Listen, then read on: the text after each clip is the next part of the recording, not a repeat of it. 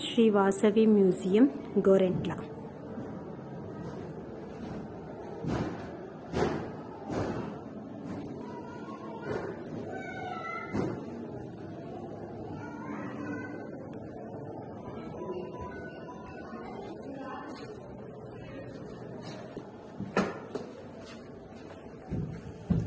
సూత మహర్షి వైశ్యమునులకు వైశ్యులకు వారి పూర్వ ఇతిహాసమును విశదీకరించుట.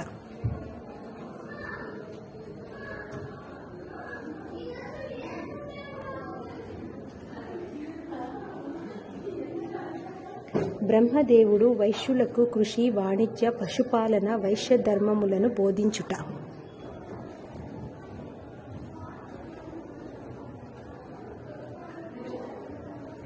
వైశ్యముని సమాధి తన 102 గోత్రముల వారికి ముక్తిని ప్రసాదించమని ఆది పరాశక్తిని ప్రార్థించుట.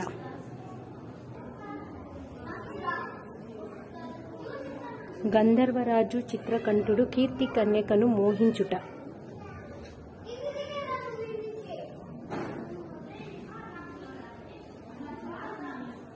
పుత్రకామేష్టి యజ్ఞము చేసిన కుసుమశ్రేష్ఠి కుసుమాంబ దంపతులకు యజ్ఞ పురుషుడు పాయస పాత్రాన్ని అందించుట.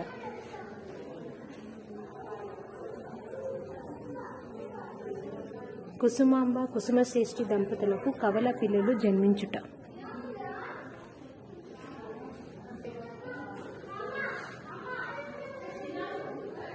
భాస్కరాచార్యులు బాలికకు వాసవి అని, బాలునికి విరూపాక్షుడు అని నామకరణము చేయుట.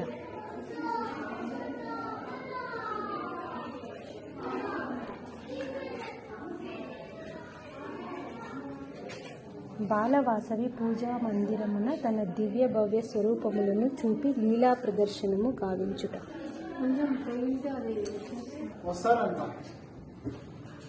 గురువైన భాస్కరాచార్యుల దగ్గర వాసవి విరూపాక్షుడు విద్యాభ్యాసమును, నాట్య కళాభ్యాసమును చేయుట.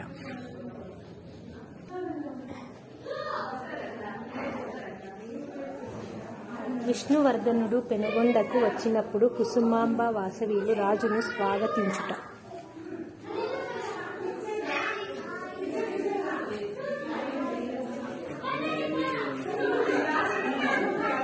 మోహపరవశుడైన విష్ణువర్ధన మహారాజు వాసవిని తనకు ఇచ్చు వివాహము చెయ్యమని మంత్రుల ద్వారా ఆదేశించుట.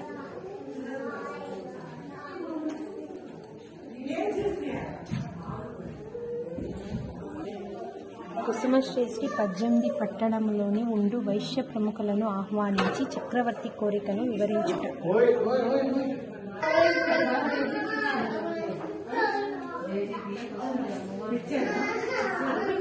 నగరేశ్వర స్వామి దేవాలయమునకు అగ్ని ప్రవేశమునకై వాసవి పల్లకిలో వచ్చుట.